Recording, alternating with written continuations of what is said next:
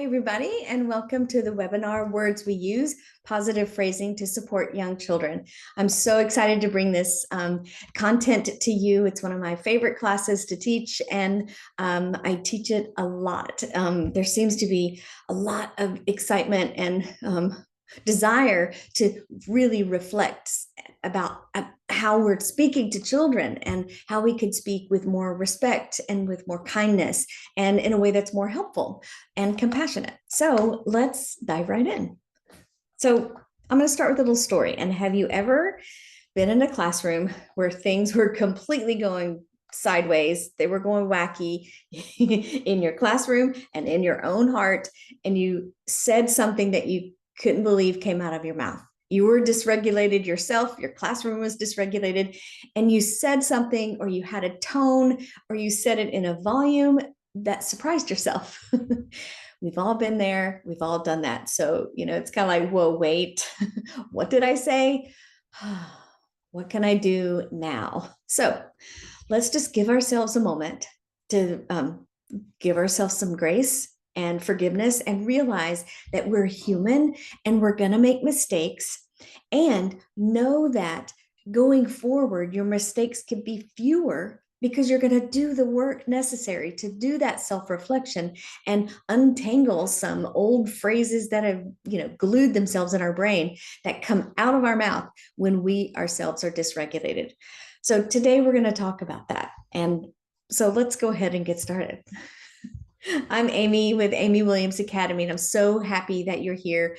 My goal and the mission and the work that I do is to help educators and families learn how to show up confidently, calmly, and with certainty in the most best way possible in the lives of the children and the families that we love. So that's the work that I do. I'm a dance movement therapist and expressive arts therapist, and that's kind of guides and informs a lot of the work that I do. And I've been working in classrooms for nearly 30 years in all sorts of different ways, as a teacher, in a support role, as a school counselor, in school leadership. So all of those roles have given me some some stories to tell and some insight to share.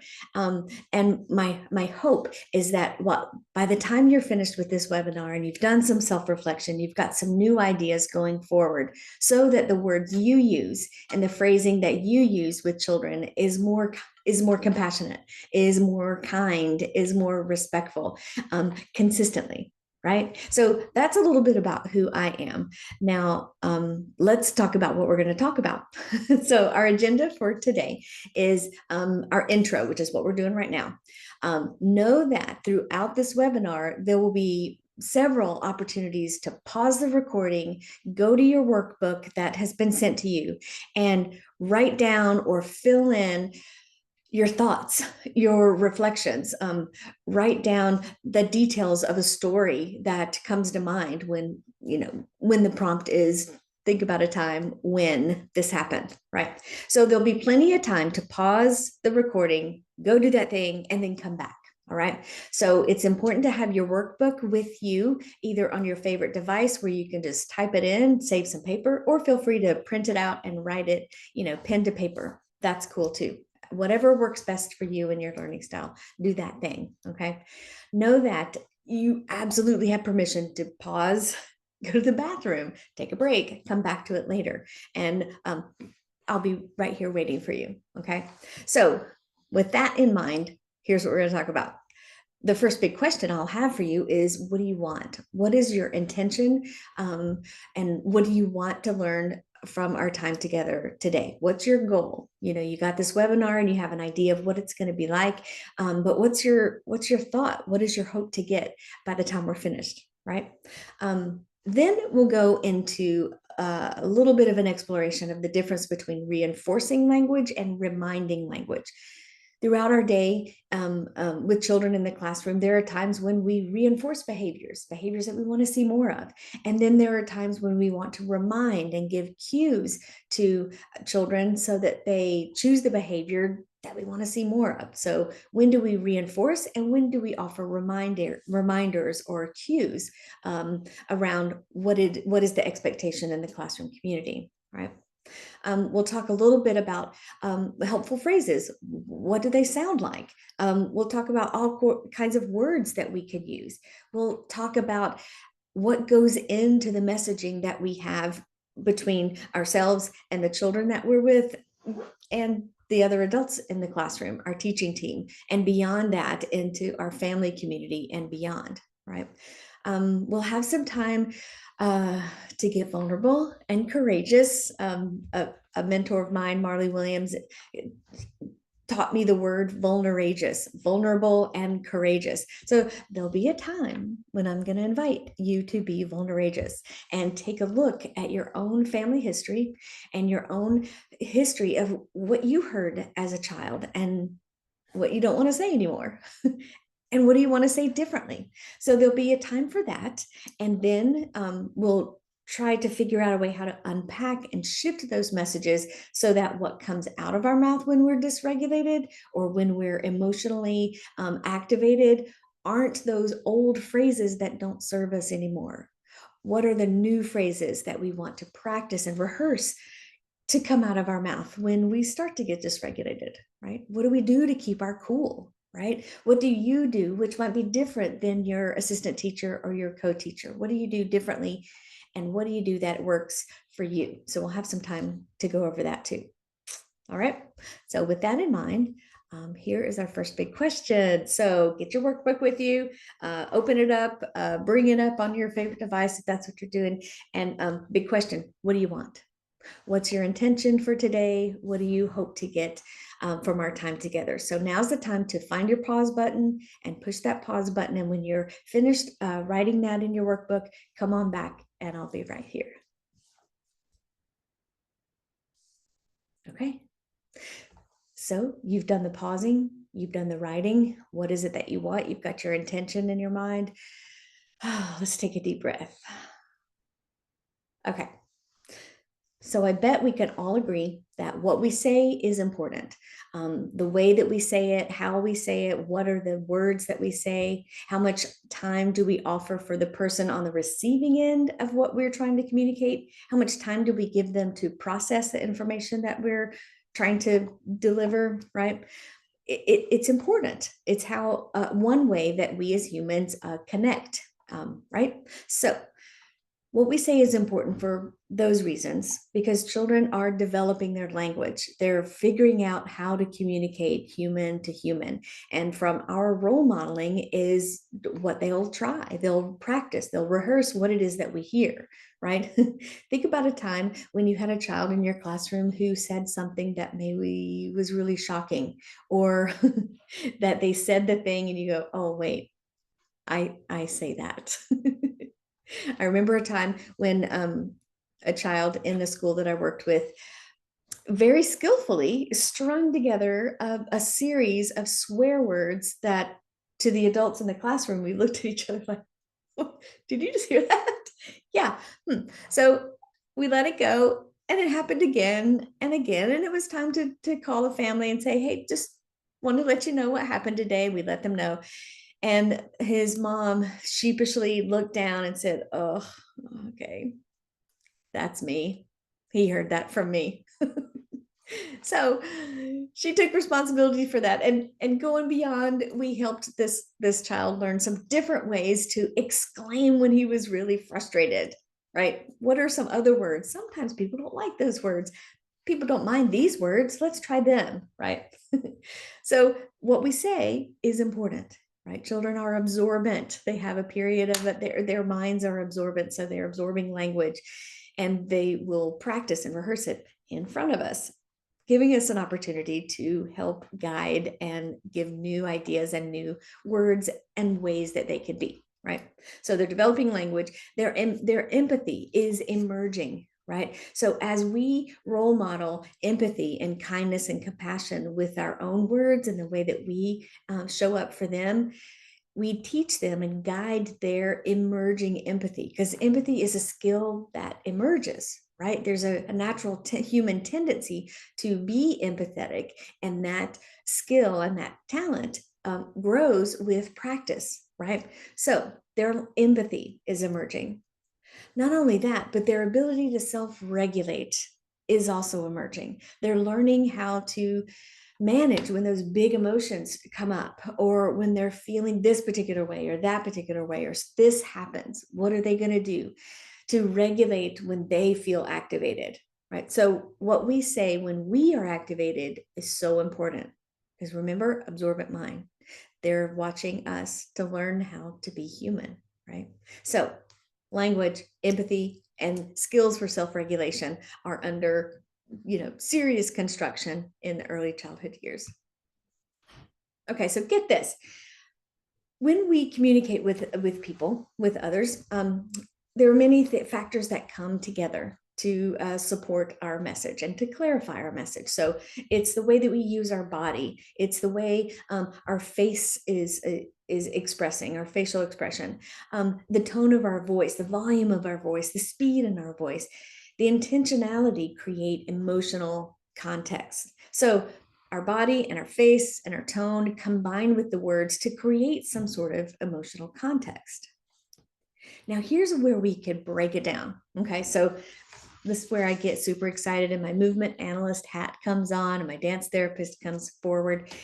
And this might really, I don't know, expand your view, right? So over the next several days, I encourage you to notice, right? When you're talking with somebody or someone's talking with you, notice what you believe to be the emotional context of what that person is saying, right? So maybe they're saying these particular words, but their tone is unexpected, or maybe it matches the words. And then you also notice what they're doing with their body. And does their body match their tone? And does it also match their words, right? So sometimes yes, sometimes no. So get this, when we're sending a message, when we're communicating, only 7% is carried by our words themselves, right? 38% is carried by our tone, the way that our voice is. What is the emotional context carried by the way that we're using our voice? What's the melody? What's the volume? What's the intensity of our tone? That carries a big weight of the communication, 38%. Now, look at this. The body carries 55% of the message, right? So how important is it that our words and our tone and our body match when we're communicating with others, especially children, as they're learning how to figure out what is it that others are trying to communicate to me? How can I communicate with them, right? So we can be mindful of our words, and often we turn a lot of attention to the words that we use, right? And we miss, okay, how much attention am I giving to the tone in my voice? Am I upset and I'm saying I'm fine? Well, our tone is going to tell on us that we're not fine, even though we're saying I'm fine. You know what I mean? Well, that's tone. Well, let's take a look at the biggest powerful punch of our message is our body. So what are we doing with our body? Are we leaning in? Are we leaning out? Are we turning away? Are we covering our mouth? Are we closed off with our body? Are our shoulders contracted and we're saying, I'm fine? No, really, I'm fine. Right? My body is saying no. And my words are saying, I'm fine. Right? So you could see how mixed messages can come out unintentionally, right? Okay.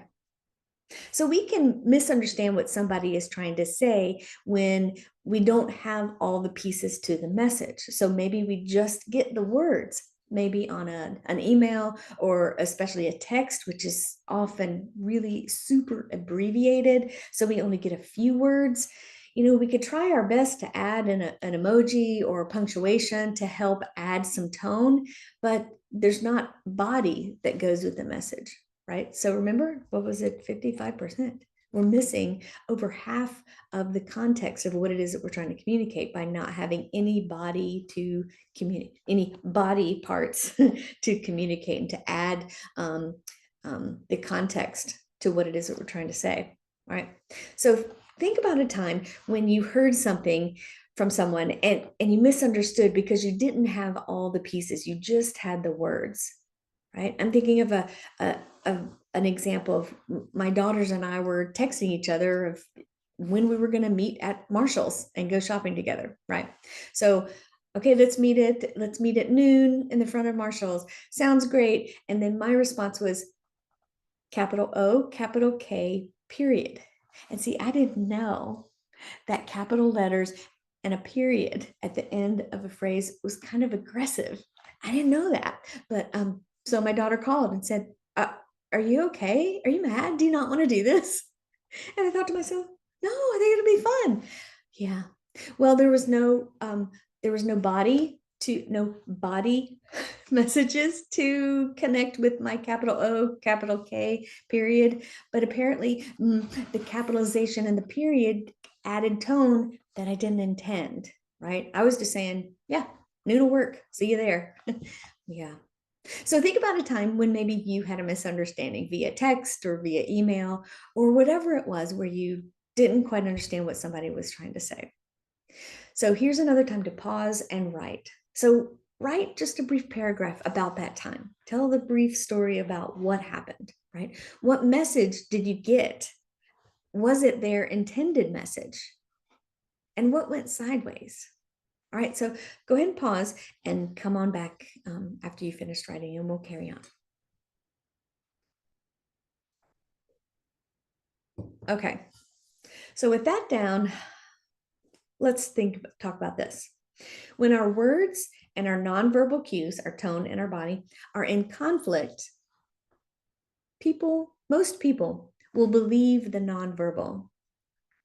So they will believe our body when our body and our words are not saying the same thing, right? So going back to the I'm fine. So I could say, I'm fine. And you see how my tone and my words and my body all are in agreement that I am indeed fine. Or take a look at this one. Sure, I'm fine. What is that? Am I fine? I'm not really fine. Because my tone and my body told you not fine, even though my words were trying to say I'm fine. Have you ever had the time when maybe you were trying to convince yourself to be fine by saying I'm fine? It's okay, it's okay, it's okay, it's okay. Who said that when you were trying to scoot a spider out of the house? You didn't want the spider to be in there and you were feeling like you weren't okay. So you kept telling yourself, I'm okay, I'm okay, I'm okay. And you were hyperventilating, right? If someone out there is afraid of spiders, you may have been in that situation. Okay, so how important is it then that our words and our tone and our body are all in alignment, especially to young children who are still trying to figure out how to understand other people and how to figure out what are you trying to say to me and what do I think about that? How does that make sense, right?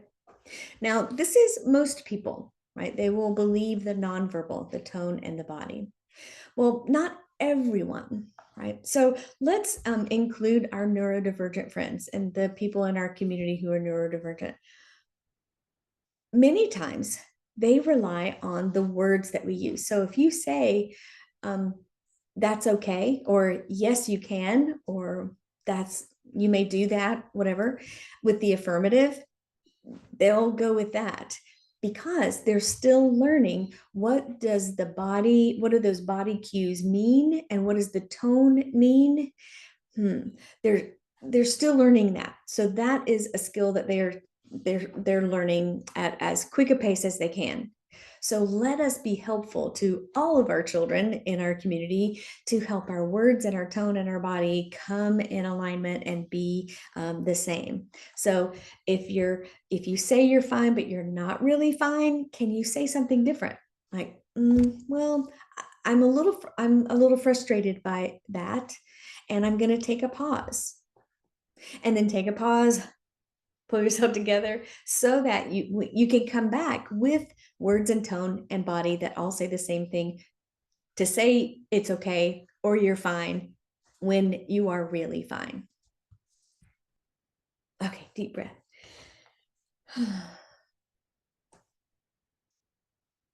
Okay. Now, for those of you who really love vocabulary, you're going to love this part because we're going to go deep into it. All right. So these are some more dimensions of the nonverbal communication, right? So the tone and the body piece of the message, right? So there are many different aspects and dimensions of the nonverbal communication. So here are a few. So number one is chronemics. And what is that? That's how time is used and perceived.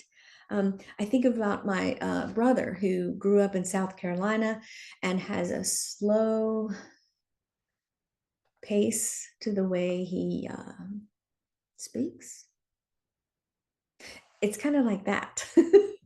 Super slow. How time is used and perceived. Where is the pause? Sometimes the chronemics that we use can give,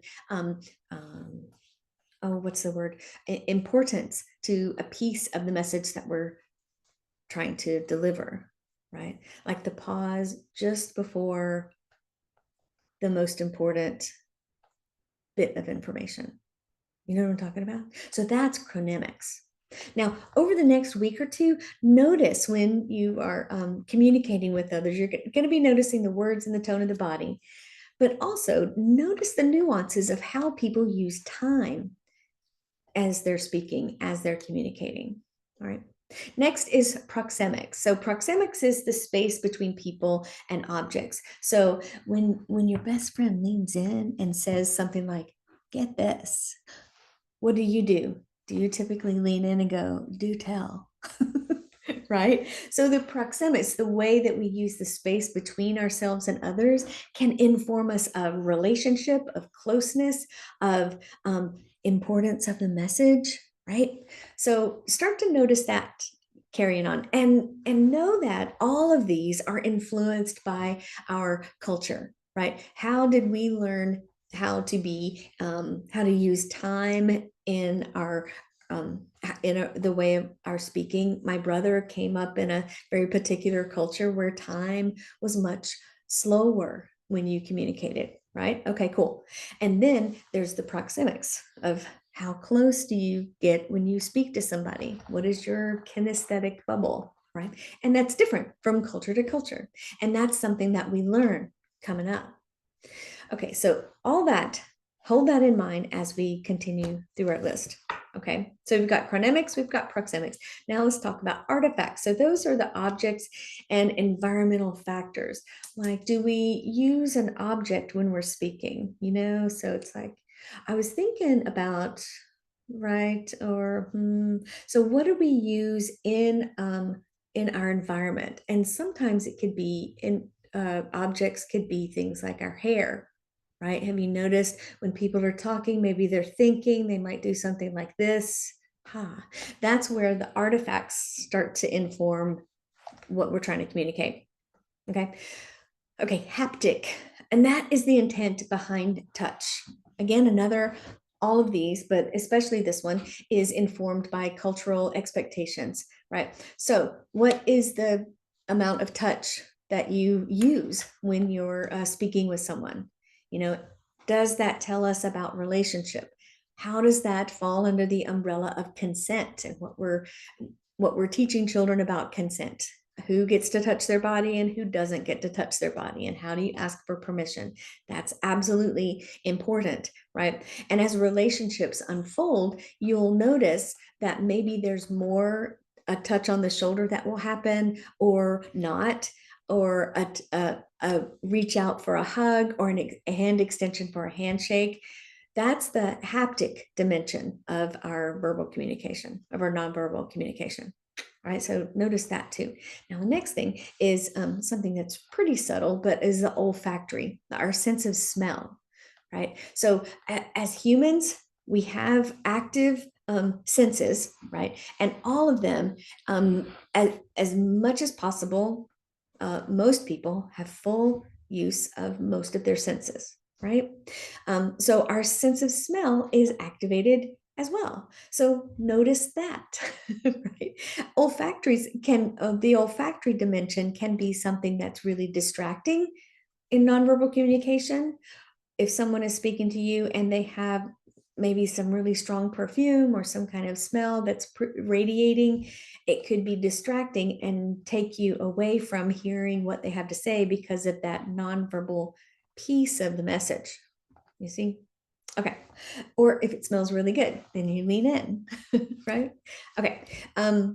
Kinesics is our bodily gestures and our facial expression. So that's specifically what are we doing with our face? What about our hands? What about our shoulders? What about where are we looking?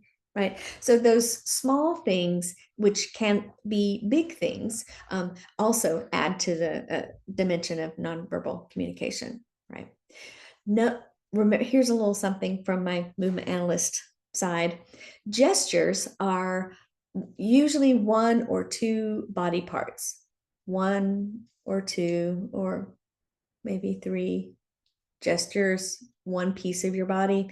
And then postures are your whole body. And it's hard to see because you just see a little rectangle of me, right? But notice that going forward, if you tend to gesture a lot when you're speaking, I tend to use my hands a lot.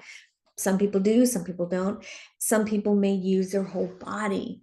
And are they, when they're using their whole body, what kind of emotional context are we getting from that person in regards to what they're trying to say, right? So now you know the difference between a gesture, one part, and a posture, which is full body, right? Okay, next is the vocalics. That's our vocalized nonverbal aspects of verbalization, how we say the words. Yeah. Okay, you see how I could say it like that, or I can go, oh yeah. Or I could say, oh yeah. Different dimension to what it is that I'm trying to communicate, right? So that would be the vocalics dimension of our nonverbal communication. Now you know lots of new words. Okay, so let's practice, right? So when you have, we all have phrases that we're saying, feel like we're saying all day, every day, right? And it might be, how often do you say, it's time to pack away lunch, or it's time to gather to go outside, or good morning? How many of those phrases are, we just say them all day, every day? So often, so much, in fact, that we say them when we get home. And our families are like, yeah, you're not at school anymore. You could stop saying, yeah, we all have phrases like that. Okay, so let's go back. Let's get serious. So let's take this phrase, it's time to pack away lunch. And if we played around with the tone or the emphasis or the facial expression, and in turn, the emotional content that comes through all of that, it has a different message, right? So it could be, it's time to pack away lunch. Oh, it's time to pack away lunch. It's time to pack away lunch, right? So there's a different emotional context, right? So think about that and reflect and notice that in the next few days when you're in the classroom. How do you say those phrases throughout the day? And it may be a little different, right? So as we're thinking about our community of children who are neurotypical and neurodivergent, we could be mindful of the amount of agreement between our words and our tone and our body, right? As we are speaking, are we saying it in a consistent way? Are we adding some tone or emphasis on a certain word so that the child gets a different message? Maybe we're intending for them to understand our urgency, that it's time to pack away your lunch, is a little different than, the first time we say it's time to pack away lunch, right? But it might be confusing to the child. Well, wait, you sound weird. That sounds different. I I think there's something there. I think you're trying to say something, but I don't quite get it yet because I haven't been on the planet very long and I'm still learning all this. So as children learn and grow, they will begin to understand those nuances, especially as they learn and grow in relationship to us, right? They'll understand, oh, this is how teacher Amy talks, and this is how teacher Elliot talks. They get that sense with practice. So most typically developing children do, not all children. So another like underline of the importance for our expression to be, our tone and our words and our body to be in alignment. Okay. So our phrasing is important. So why? Several things that are important and that happen when we're mindful to the way that we phrase things. Number one, it can invite cooperation, right? The way that we phrase things can invite partnerships instead of a dictatorship, right? So we don't want to set up that relationship that, you're going to do what I tell you to do because I told you to, right? That's most of the time not what we're after, right? We're looking for cooperation and partnership, right? To help children learn how to move forward and grow as a human, to be in cooperation with others and in partnerships with others, rather than feeling like they have to be the dictators or they have to be in relationship with somebody who is dictating what to do, right? So another thing to be mindful about is clarity, right? So clarity is really helpful for a young child as they're growing and learning. When we can speak in a way that's concrete and simple and clear, what a relief for that child. And as they grow and as they get older, our phrasing can become more complicated with a variety of words, expanding their vocabulary, understanding the context, right? So I'm thinking of when children begin to play around with the art of humor, right? And sometimes humor and jokes rely on and depend on what is the tone and what is it that you're saying, right? And there's more to it than that. But as I'm thinking of the very young child who gives you his first attempt at a knock knock joke, right? Knock knock, who's there? Bunny, bunny who? Bunny fell in the creek. Ha ha ha. And that's hilarious to them. Oh, okay. I'm getting off topic. Let's come back. Now, another thing to remember is to deliver as a statement. So we've all done this, and we've all seen our families do this too, because bless them, they're still learning as well, right? We have a lot more practice. And we sometimes fall into when we ask a child a question when really what we want to deliver is a statement, right? So get in the car, okay? Or it's time to go. Are you ready to go? And we ask a question when it's really not a question, right? So get in the car, okay? Versus it's time to get in the car. That's clear, right? I'm delivering it as a statement. Now is the time to do that thing, rather than do you wanna, or is it okay? Because guess what? A child can say yes and they can say no. Yes.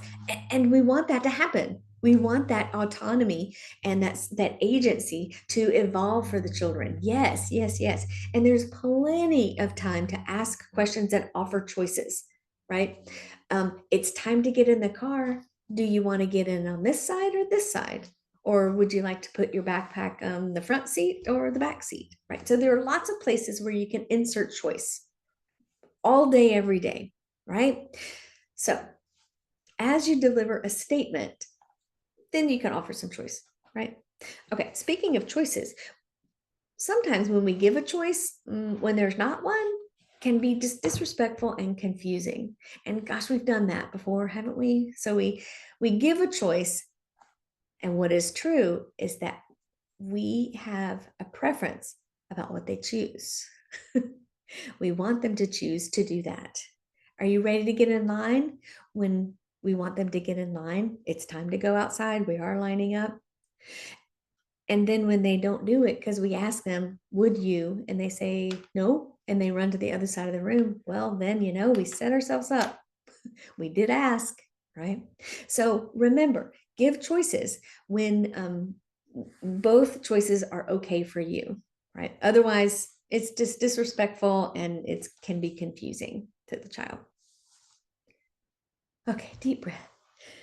And I'm gonna have a drink of water.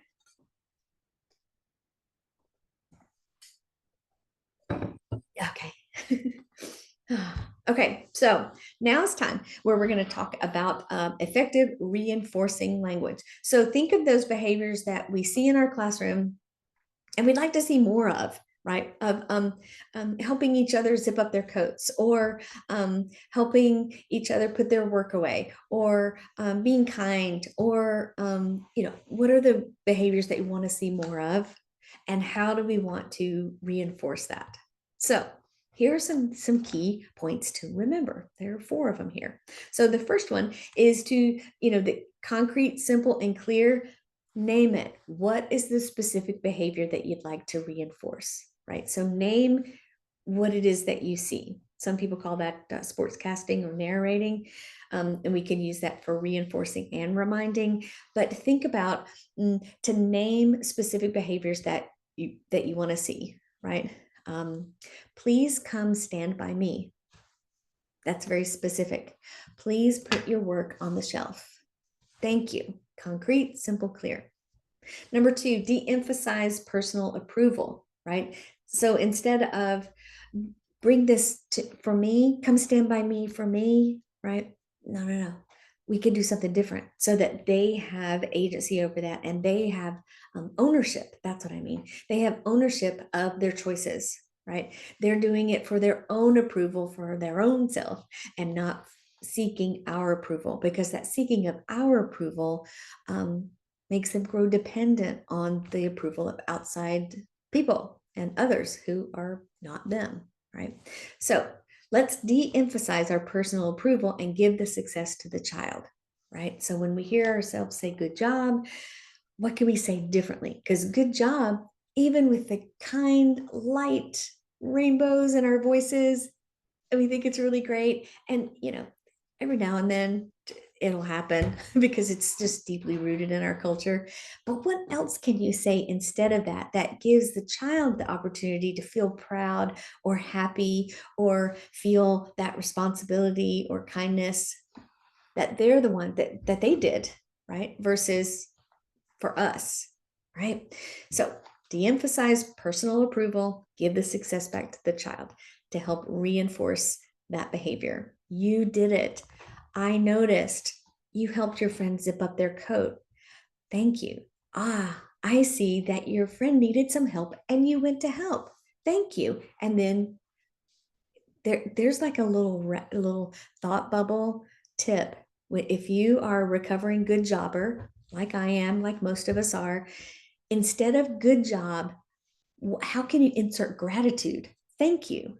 I noticed, say what you notice. Thank you. Period. Right. Okay. Carrying on. Number 3. And this one can be tricky and it's a little controversial, so hang in there with me. But how about if we avoided holding one child up as an example, right? Like, look at how quietly Sophie is sitting in the gathering. Look at how, and then we're pointing out one child here and one child there and one child there, in our attempts so that others will go, oh, okay. And then they sit like Sophie's sitting, oftentimes awaiting that affirmation from the all-powerful teacher. Did my teacher notice I'm sitting nicely too? I'm sitting calmly and patiently with my hands in my lap. Oh, they never noticed me. Right. And then the next day they might try it again, and they might get noticed and they might not get noticed. So we don't want to set that up, right? It puts pressure on children. What if my name isn't called today or tomorrow? So we can notice I see hands crossed when we sit in the gathering, or we sit with our bottoms on the ground, or however it is that you describe it. When we observe our friends doing their work, we put our hands in our pockets or our hands behind our back. That's how we are respectful of other people's work, right? So you're naming specific behaviors, right? You're de-emphasizing your own personal approval, and you're not holding one child up, but and without putting any pressure, you're noticing and reinforcing, naming to reinforce the behaviors and choices that you want to see more of, right? Okay, the next one is find positives to reinforce with each student. And now you're saying, well, but Amy, you just said, don't hold up one child as an example. How am I going to not hold up children when I'm trying to find positives to reinforce with each student, right? So to reinforce, you can notice, right? And connect it with something positive. I noticed you were so patient while we were waiting for our friends to gather. I noticed that you went to get the mop when we had a big spill. Thank you. Right. So you're connecting their behavior and their choice with something positive. Right. So find positives to reinforce with each student. Right. Once a while ago during an observation in a classroom, there was a particular teacher who was working on their phrasing and was curious about, notice that, oh, I just hear myself being so negative with a particular child that was having lots of struggle. And every time I say that kid's name, it's because he's kind of in trouble. And that just doesn't feel right. So can you come and observe and help me out? So that was the intention of the observation. And I noticed that there had become a pattern that every time something happened in the classroom, that this child's name was called, right? Like, oh, it's Bjorn's fault. Bjorn, come. Bjorn, get off the table. Bjorn, put your coat back up in the cubby. Bjorn, carry that, da da da. So it was this child hearing his name connected to what he was not doing right, to stop doing that, to get off of that, right? True, we wanted him to stop doing that thing and we wanted him to make this choice instead. So what happened is we decided to, okay, every time I hear myself redirect or say something with a tone that's a little, I'm going to back it up with 5 different positives as much as possible. Notice them doing right, right? Another teacher I worked with noticed that she was saying this child's name a lot. And so she said, okay, I'm only going to say this child's name when I notice them doing something that, yes, more of that, please. Right. And she noticed a shift in his behavior. She also noticed a shift in the community because get this, before she decided to stop saying his name when giving a redirection or, reminding feet belong on the floor and not on the table, right? That the other children stopped blaming him for everything. Like, oh, look at this water spill. Eddie did it. Eddie's not even here today. How did Eddie do it? Right. So when we say the name of the child connected to something that we don't want to have happen, other children, remember absorbent minds, they're going to absorb that too. And poor Eddie is going to get blamed for everything if they hear us connecting his name to get off the table, come stand by me, put that away, right? All right. So now it's time to pause and write. And I invite you to think about a time when you wanted to reinforce a particular behavior. Think of a behavior in your classroom that you would love to see more of, right? So think about that, write it down, and then write a phrase that would utilize the keys that we just spoke about, right? So go ahead and pause. And when you're ready, come up, push play, and I'll be right here.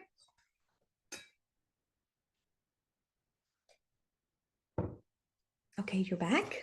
So now let's talk about the keys to effective reminding language. So they know what to do. You've seen them do the thing that you want to have happen more frequently. So what can you do? What can you say to effectively remind them without being on their case all the time, right?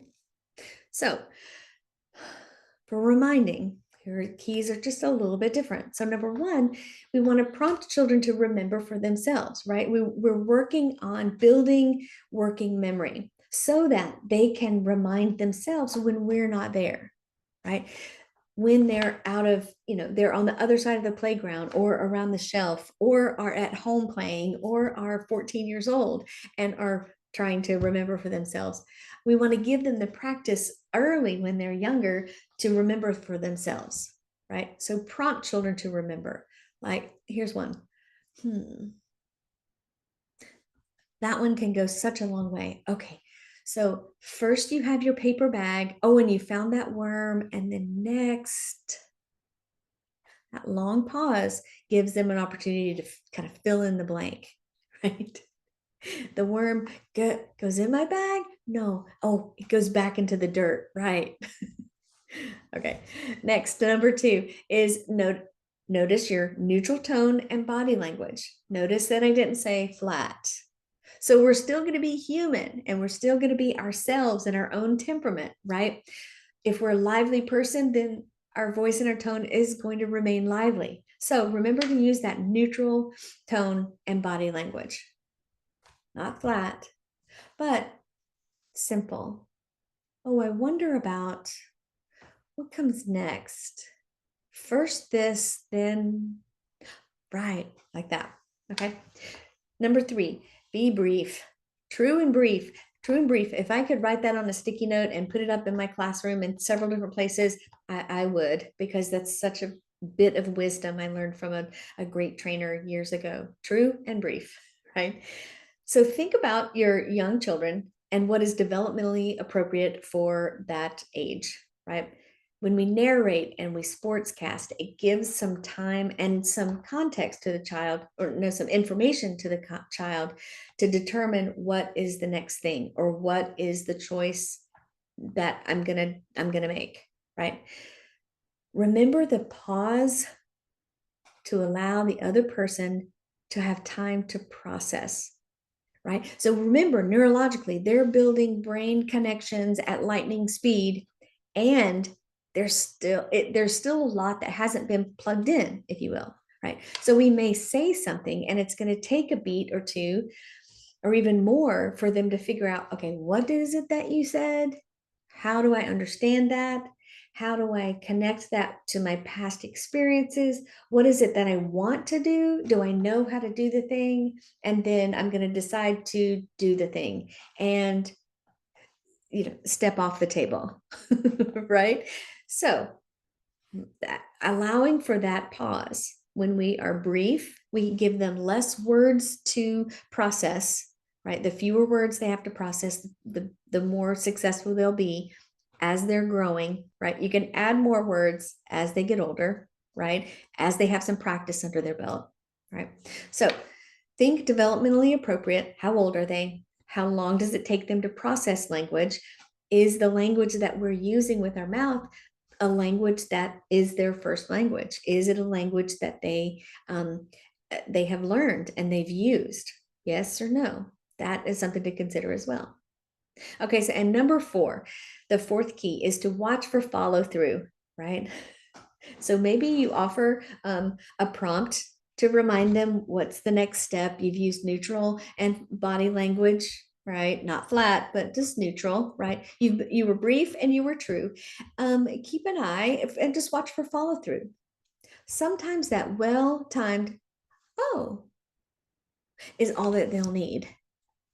Oh, oh, yep, shoes do go in the cubby, right? And you see the shoes in the hallway. Oh, shoes.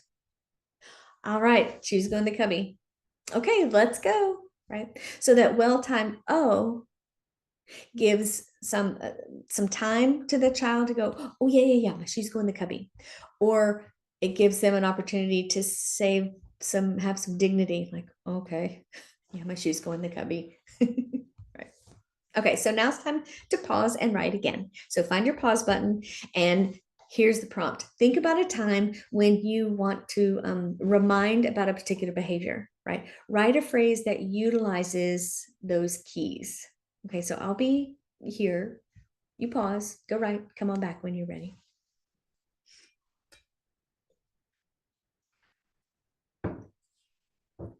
Okay, deep breath. Now let's talk about what some helpful phrases may sound like. Now, if you're new to the industry, these may be really helpful. If you are a seasoned teacher, this will probably be reminders or inspiration to, oh yeah, I can bring that back in. I can weave that back in, right? So helpful phrases can sound like this. So you may or you can put your shoes in the cubby. You can put your feet on the floor. You can come stand by me. Oh, you may put your work away. And then what it is that you want to do. Let's pack away our lunch. I see that the clock says it's noon, and that means pause, or just go ahead and tell it. I see that it's noon. It's time to go outside. It's time to get our lunch boxes, or whatever it is. I see that, and then you're just saying what it is that you see.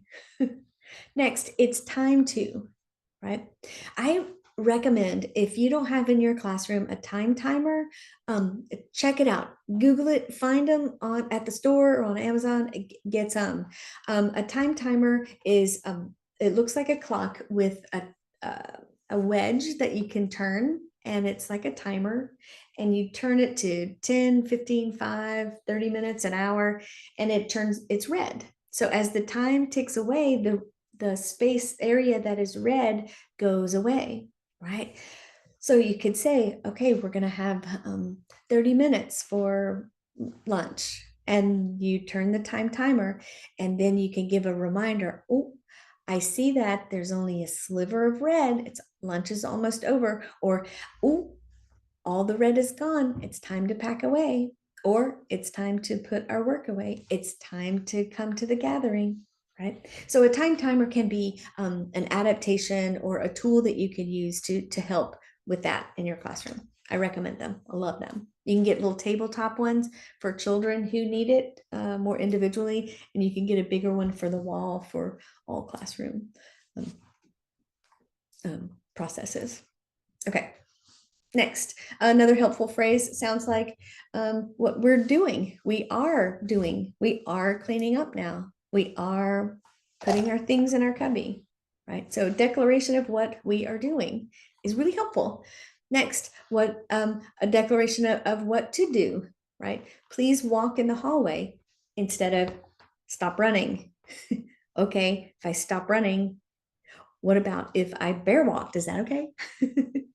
Right. So tell them, share with them, don't keep it a secret of what you want them to do versus what you want them to stop doing. Right. Okay. Next, some important general reminders. Okay. So volume, check out our volume. Right. Have you ever noticed in your classroom when your voice is loud or another adult comes in with a louder voice that the volume of your classroom seems to get louder? Yeah, check it out. Notice it over the next few weeks. Play around with your own volume and see what happens, right? I'm thinking of a teacher, a very gifted, seasoned teacher who I was observing in her classroom one day, and a busy hum in the classroom, and she needed to make an announcement that there was going to be a fire drill. So she was giving some children a heads up that this will be happening in just a few moments, right? So she was given a heads up. Some children needed that in her particular classroom. Anyway, she stood in the middle of the classroom, and with a volume about as loud as I am now, would put her hand in a gesture. She called it Quiet Coyote. And she would just go, listen, about like that. I'm telling you, the children paused what they were doing and they all looked to her, because she didn't do it very often, but she utilized her volume to bring it down low and quiet. And the children knew, when you hear me say, listen, that means I have something very important to tell you. I will not say listen unless I have something important to say. Okay. All right. So they knew what to expect. And when she used the volume of her voice to bring it down low, say it calmly, simply, clearly, listen. And the children stopped and looked. She'd let them know, tell them the announcement, and carry on, right? So try playing around with your own volume. Well, one, notice how the community responds to different volumes of different people who come into your classroom. Mm-hmm. Next, another important general reminder is how you say the child's name and how frequent you say the child's name, right? Remember the child we talked about earlier that, Bjorn, get this, Bjorn, do that, Eddie, knock it off, okay. So notice that. When we say the child's name once and only if necessary, ideally when it is to let them know what they're doing is what we want to see. Now, let me just say, if it's a safety thing and you need to use a louder, firmer voice to, Eddie, stop. Sometimes you're going to have to do that, right? So consider saving that until it is necessary, once and only if necessary. Okay, safety, absolutely. You may need to get louder, more firm, more clear. You may need to say their name to capture their attention, right? If they're dysregulated so much that they can't hear very well. You know what I mean? Okay. Better yet, walk to the child instead of calling across a classroom, right? I've worked in many schools where that was the expectation, that never, never call a child's name out across the room. Again, if it's a safety thing, then you got to do that, then you got to do that. Better yet, if you can walk to the child and get down to their level. Oh my gosh, but my achy knees, right? Okay, I have achy knees too sometimes. So what can you do? Can you get to their level? And how can you get to their level? What's the best way that you can do in your body? Okay, now if you haven't had a break to stretch yet, I recommend that you do that. So I'm going to do that right now. And I invite you to pause and give a little stretch as well. When you're ready, come on back.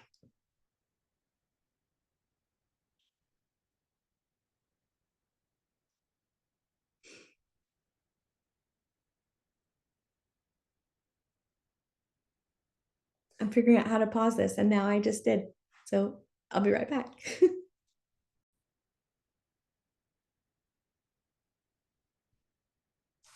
Okay, we're back. I hope you feel nice and stretched. Okay, so carrying on. Um, have you ever had a time when you wish you could have a do-over? The thing came out of your mouth, your tone isn't what you intended, the words you used weren't what you intended, the way you used your body. You just wish, oh, I wish I could have a do-over. So think about a time when you wish that that had happened. And we'll pause right now and put pen to paper or hand to keyboard and write about a time when you said something and then you realize, oh no, I said it. I did that thing. So go ahead and pause, give yourself some grace and forgiveness and a dedication and a commitment to do something different next time. But go ahead and pause and write that down. And when you're ready, come on back. Okay. Now you're back. So when you take a look at those phrases that I can't believe I said that, we can ask ourselves questions, right? Actually, we can ask ourselves these questions whenever we say anything. Is what I am saying, is what I'm about to say true? Okay. Is it kind? Okay. Is it necessary? Okay. And is it helpful? And this comes from Bernard Meltzer. Like, if you can answer yes to all of these, then probably carry on. Now, I'm thinking of an elementary classroom that I worked with before, and we were developing community agreements, guidelines for the classroom. Some children called them the classroom rules, right? These are our agreements as a community. This is what we intend to do. And typically, if you work with second plane students or children who are elementary age, they will be really specific, right? Like, whenever you finish using a pencil, sharpen it before you put it back in the pencil box. Okay, that's very specific, isn't it? Okay, cool. So oftentimes you'll get a whole list, and then as a guide of these guideline creation, right? You can say, what I notice, and you could probably put all of the guidelines that they, or all the rules that they want to put on the community into one of these four categories, right? Like, this is, yeah, it kind of crystallizes to this, doesn't it, y'all? Is it true? Is it kind? Is it necessary? Is it helpful? And then if so, carry on. And that will capture almost every kind of behavior, welcome and unwelcome, in your classroom. So when something is does happen, you can go back to the guidelines and say, oh, was it true? Yeah, it was true. But was it kind to tell your friend that, they had a huge booger in their nose? Okay. Is the way that you said it kind? Was it necessary? And was it helpful? Right. So you can help children figure out how the best way to let their friend know that, oh, here's a tissue for your nose, right? And all sorts of different circumstances. We can ask the question, is it true? Is it kind? Is it necessary? Is it helpful?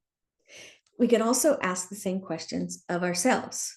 If what we're about to say, is it true, kind, necessary, and helpful? Yes, then most likely, most of the time, carry on. Okay, now we're going to shift gears just a little bit and start to play around with flipping some phrases. Okay, so these are some phrases that I've heard over my career the most frequently. The phrases that I hear and I go, oh, there's a different way to say that. There's another way that's more kind, that's more helpful, right? So let's take a look at these. And soon I'm going to ask you to pause and come up with a phrase that's different, that kind of gets at the same thing, but is in a way that's kind and true and helpful. All of those answers yes to all those questions. Okay. So here's one. I've told you 10 times already, or 5 times, or 3 times, or however many times. I have to tell you every day to such and such. Oftentimes, this phrase comes with a tone that sounds shamey or blamey, and is not what we intend, right? So there's one. What else? What can you say differently than I've told you 10 times already? What can you say differently than that's it, you're done? That's it. Put that away, right? Again, tone, words, body, emotional context. What can we say differently? Next one is, oh, stop whining. Stop whining. Another one, you are being so difficult, or insert another adjective. You're being so loud right now. Is it true? Maybe. Is it kind? Was your tone kind? Was it helpful? Okay, so I'm being loud. Okay, tell me what to do, right? Okay, next. Boys don't, whatever behavior, girls don't, this behavior. A variation that I hear on this is big boys don't, or big girls don't, right? Oftentimes it's with the intention to communicate that I have higher expectations of you because you are older, right? So what can you say differently? And let's just talk about the gender stuff here too. Boys don't, girls don't. What? Okay, so consider that one. The next one is big kids don't do this, which is kind of similar to the boys don't, girls don't. Next, don't you dare hit or bite or scream or do something to hurt another child. And when it's a safety thing, I know where that intention comes from. We feel scared, we feel anxious, we feel like, and we become on high alert when we see that somebody is about to take a chunk out of somebody else's arm, right? Don't you dare, right? Might come right out of our mouth because of the intensity and the quickness with which we want to respond, react in that situation, right? Because it's a safety thing. We don't want people to be bitten or hit or screamed at, right? What else can you say differently with the same amount of importance in our voice versus don't you dare, right? Okay, another one, stop kicking your neighbor. Stop kicking him under the seat. Stop picking at them or pinching them. Stop doing that, right? A variation on that I've heard frequently, right? And then here's another one that is nonverbal, but it looks like this.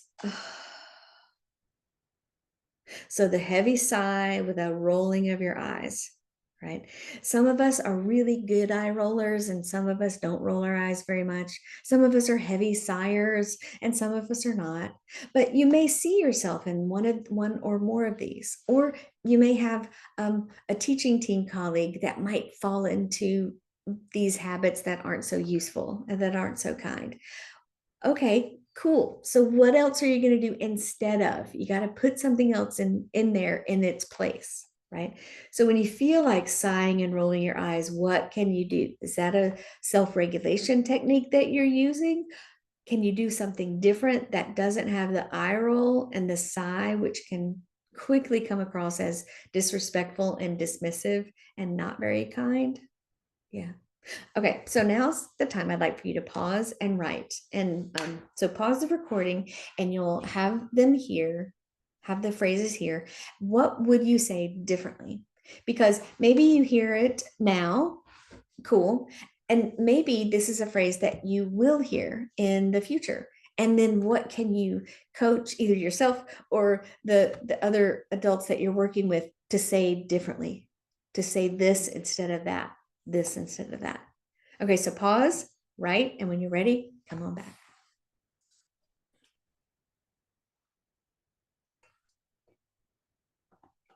Okay, deep breath.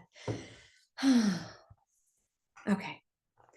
Here's another bit of inspiration from a site that I followed for a while, My Heart, Your Heart blog. And the bit that inspired me was this, right? So taking a moment to prioritize a child's heart before you speak, can mean the difference between a heart that soars and a heart that crumbles, right? This bit reminds me of how important it is and what impact our words and our tone and our body have in the way that it have on the children in our community and on each other, right? So when we take a moment to prioritize the child's heart, are we there to help them soar, or do we inadvertently make some crumbles happen along the way? Yeah. So get this. Speaking of soaring and crumbling, okay, how we were parented, how we were taught, how the important adults in our lives showed up for us. So maybe it was a grandparent, maybe it was an auntie, maybe it was a camp counselor or a second grade teacher, right? How we heard and experienced the adults in communication to us when we were little kids become the way that we show up in the lives of children, right? It doesn't mean that it has to stay that way.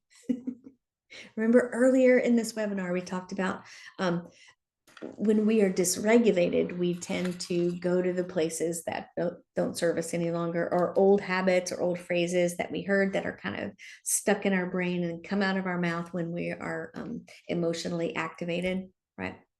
So let's take a look at that. Remember, I told you there was a portion of this webinar where I was going to ask you to be vulnerable and courageous. This is it. So get ready. Okay.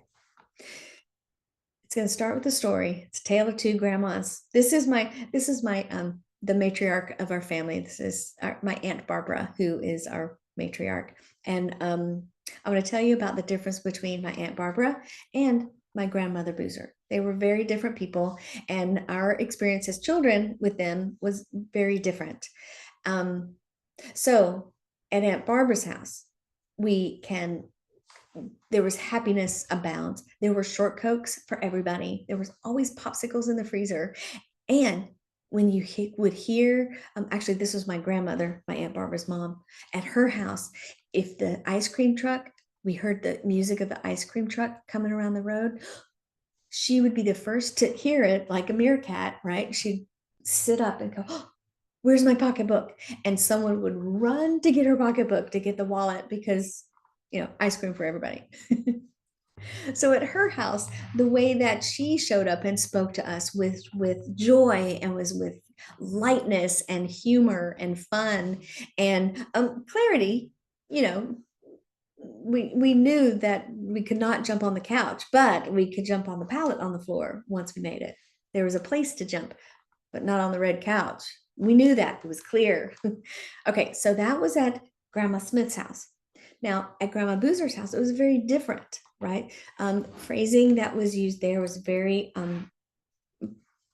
curt, Often we were told what not to do, to stop doing, to quit doing that, get out of my living room, get out of my fig tree. That I liked to climb trees, and there was an enormous fig tree. It was perfect for climbing. However, I did not have permission.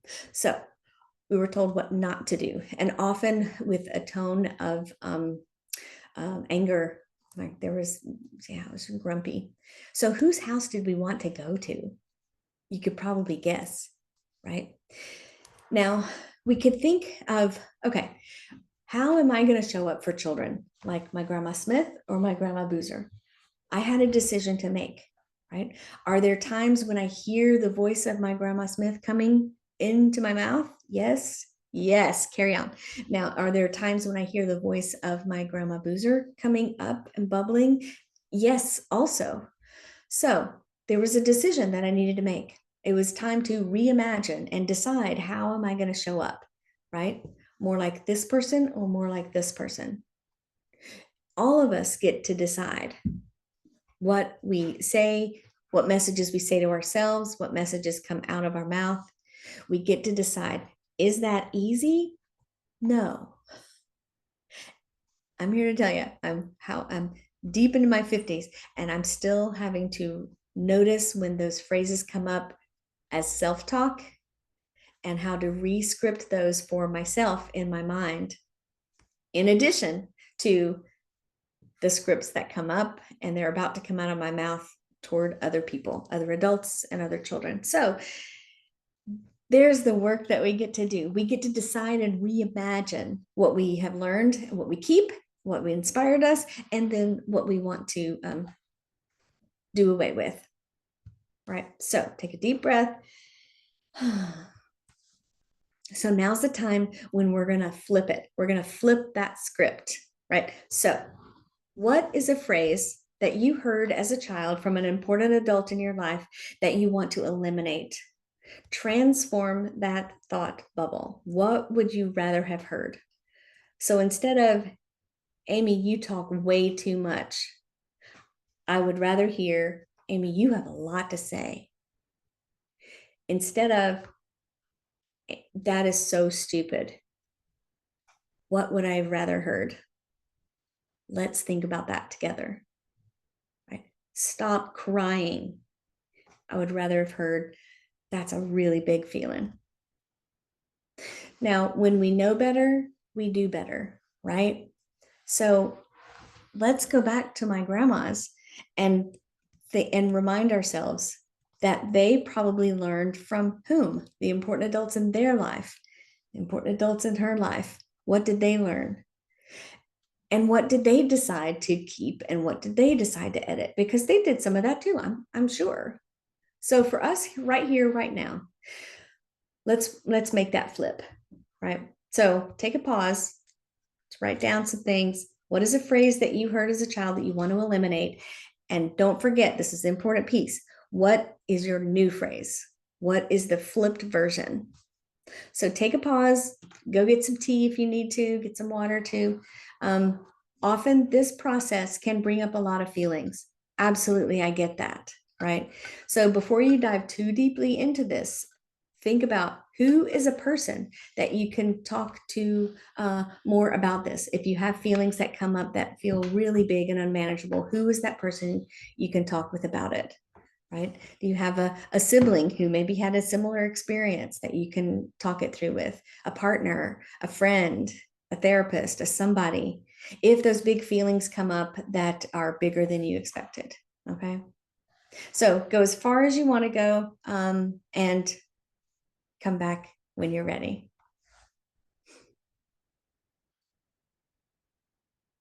Okay, deep breath. Drop your shoulders, rotate your neck a little bit. So now we have new phrases. There's hope. We can always re-script that. We always can. Is it easy? Not always. Okay, so with that in mind, it's a simple and powerful gesture that we offer to children in our community here and now. The way we talk to our children becomes their inner voice. Peggy O'Mara said that. So the way that we were spoken to becomes what? our inner voice. So it is our honor, and it's a very powerful position that we're in, to be a person who can help the child construct their inner voice. So what do we want our children to say to themselves as they go beyond our classroom and into their teenage years and into adulthood? What voice do they want to hear from you in their mind? Oh, I can do it. I can work hard. Look how fast I can do that. Whatever. What phrases do we want them to come back to again and again and think back to you as their powerful, important adult? What did they learn from you that is their inner voice? Another deep breath. Okay. So we've done a lot of work through this webinar. You've done a lot of writing, a lot of self-reflection. You've got a lot of things to look for in the next couple of weeks, right? So with all that in mind, there are some key times when all of what we've talked about will come to the front, right? So those key times when we are speaking to a child, right? Especially if there's an emotional, big emotional piece to it, right?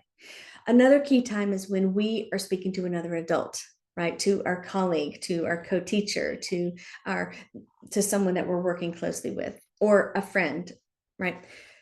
Another key time is when you, as the adult, are speaking to another person, another important adult in the life of the child. Now, you may notice that, well, Amy, that's everybody.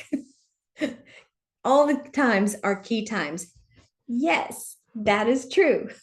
So you'll notice that once your phrasing begins to shift in the classroom, you may notice a shift in your phrasing outside of the classroom as well. So get ready for that. Talk to your colleagues about this. Share this information with your colleagues and with your family and with other important adults, that this is what you're mindful of right now. And here's what support looks like to me. I want to stop saying that phrase. I want to say this instead. So co-teacher, colleague, best friend, sister, partner, here's what support looks like. Here's how you can help me. It looks like this. And then, and then full permission to change your mind about what support looks like too. Now, with that being said, those conversations being had in your circle of people, let's turn ourselves back to ourselves and remember, we get to the place where we're phrasing things in a way that we don't want to. When we make that mistake, when we're going, oh, wait, what? I just said what? Yes, when we get to that place, when we ourselves are dysregulated. So another piece of the work is to really investigate how we keep our own cool, right? So imagine a time, we've all been there, where we were on overload, right? There was so much happening, right? We were a sensory overload. It's loud. Everything is happening in our classroom space. Our boss or the school director peeks their head in and says, hey, can we check in at 3:15? And you don't know why. So you're anxious about that. What did I do? What happened? Next, you have a headache, right? Oh, and somebody just threw up on the carpet, not on the tile. It's never on the tile, is it? It's always on the carpet. Okay, so there's throw up on the carpet. And yet in your mind, you're thinking about your own mom or somebody close to you that's sick, or your car is about to break down, or how am I going to make rent? You've got other things on your mind too. So when all of these add up, it puts us at risk of going back to those old phrases or phrasing in a way that is not how we want to show up for kids. So the questions are, what do you do when you begin to lose your cool, when you're on that edge and are beginning to becoming so activated that you're going to slip into something that you don't want to? So here's some questions for you. What are your indicators of losing your cool? How do you know when you're at your edge, right? Is it a tension in your face? Do you feel your eyes hyper widen? Do you feel your fists clench up? Do you feel like the pitch of your voice gets a little higher?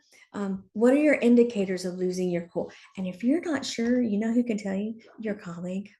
The person who works most closely with you in the classroom could probably tell you immediately what it looks like, because they can see it all the time when it happens. Okay, next, answer me this. What are your least favorite times of day? I remember my least favorite time of day was coming in from recess and going to nap. My least favorite time of day. One, I was getting hungry at that time, and it was often the energy was really high, and I had an expectation that they would take that high energy and just go to sleep, right? Yeah, my own expectations, right? So anyway, it was my least favorite time of day. What is it for you? Next, when are you typically depleted? Right? When you're hungry or thirsty or haven't rested or have a lot on your mind by the end of the week or at the beginning of the week, right? When are you typically depleted? And then what are your tokens of tolerance? What do you mean by tokens of tolerance, Amy? When you wake up, you've had a good night's rest. All seems to be well in the world. It's going to be a beautiful day. You packed your lunch last night, so you're all ready. You picked out your outfit already. Your hair looks really good. You're ready to go. You're going to be on time, right? So that is like a full bag of tokens, right? Going into the world, ready to meet the day. So you get out and there's traffic. You might be closer to the time that you're supposed to be there. So that's some tokens taken out, right? Oh, shoot. You had your coffee, but you had to hit your brakes and it spilled on your outfit. Tokens out. You get there, your assistant teacher who you love and work so smoothly with is absent, and you have a substitute that you've never worked with before. Tokens out. So throughout the day, tokens are taken out and also tokens are put back in, right? That you get to that part of your day and then a child comes in and says, ah, Teacher Amy, and your heart just fills up, and then more tokens go in your bag and you remember, this is why I do the work. So what are your tokens of tolerance? What is it that adds tokens to your bag of tokens? Okay, so let's take a pause and write the answers to these questions. What are the indicators of you losing your cool? What does it look like? What happens to your body? What happens to your voice, right? Next, what are your least favorite times of day? When are you typically depleted? And what are your tokens of tolerance? So go ahead and pause, and you can see these questions. They're in your workbook, and you can fill those out. And when you're ready, come on back.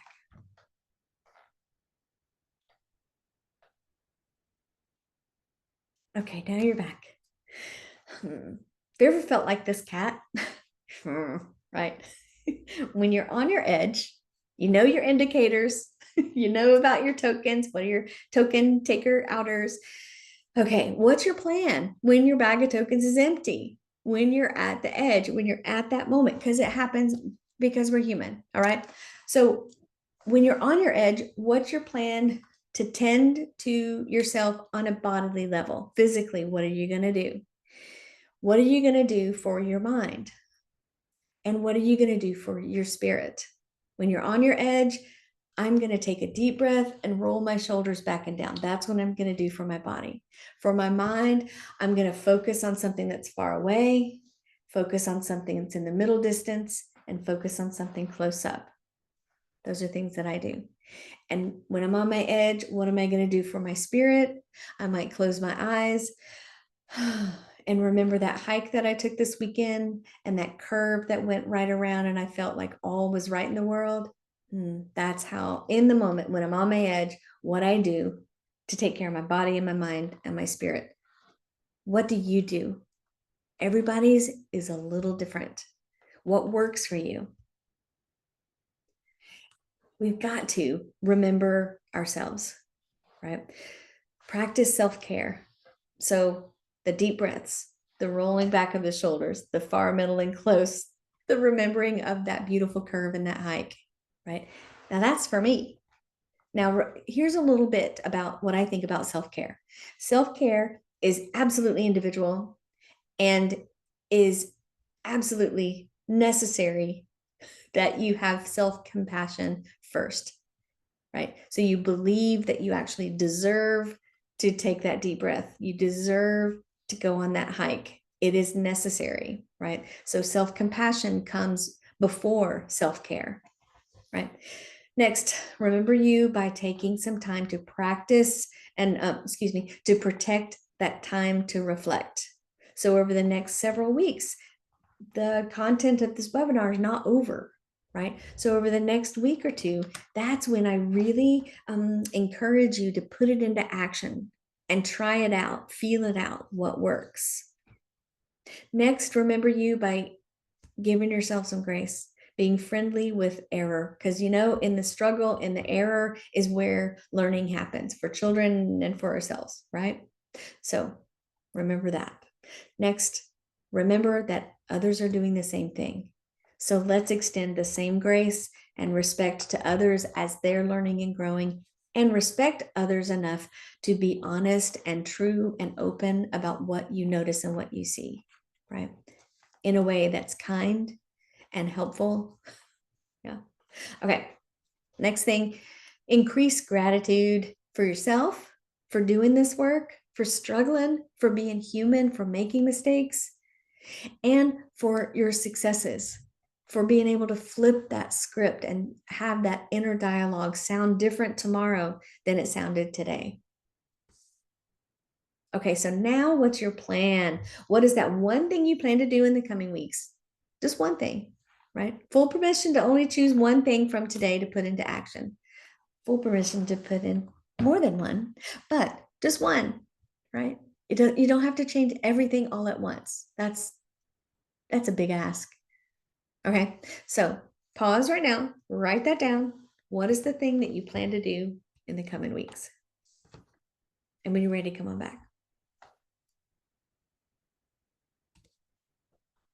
All right. Thank you so much for your time today. Here's the last little message from me. Here are some social emotional books that I have available. They're social story. I call them Sociemo books, social emotional, get it? But they're social stories about how to do things, or they're inspired by Carol Gray's way to write social stories. So I was inspired by that and found that I was telling the story orally over and over again, and decided to put it into book form. So, hey friend, want to play? That's how to make friends and how to ask others to play. Consent is about the idea of consent and what does an enthusiastic yes and a firm, clear no look like, sound like, and what do you do when others either give consent or they don't consent or they change their mind, right? Next, wow, that was a big emotion, is about regulating big emotions. It's helpful for the adults to read alongside a child for sure. And Rude, Mean, and Bully, what is that? The star of that book is the upstander. What is the role of the upstander when rude or mean or bullying behavior is happening? What can you do as an individual, even if your voice shakes, to help your friends or help others when that kind of thing is happening? So and The Spark, which is a creative adventure for teachers. It's a journal that was written with you in mind. It has a ton of writing prompts and a ton of tools to use, a section for yourself, a section for you and your relationship with your colleague, a section for you and your relationship with families, and a section for you and your relationship and how to help children in your classroom. So lots of tools, lots of things to copy, lots of places to reflect and to write and keep your thoughts all in one place. So you can get yours at amywilliamsacademy.com. There's a button there that says books. You can go get them, or you can reach out to me and I can arrange to get you an author copy. Happy to do that. Feel free to get them from Amazon, and you get them for a discount if you order directly from me. So thank you so much for you guys for dedicating this time. I know it's a sacrifice to find the time to do this kind of work. I appreciate you. I appreciate the work that you do. Here's the way to reach out to me. If there's anything I could do to support your work, just let me know what support looks like, and I'll see what I could do. I'll do my best to help you in the work that you do. All right. So here's defining those words and phrases that help children's hearts soar. Until next time, take it easy, and we'll talk to you another time.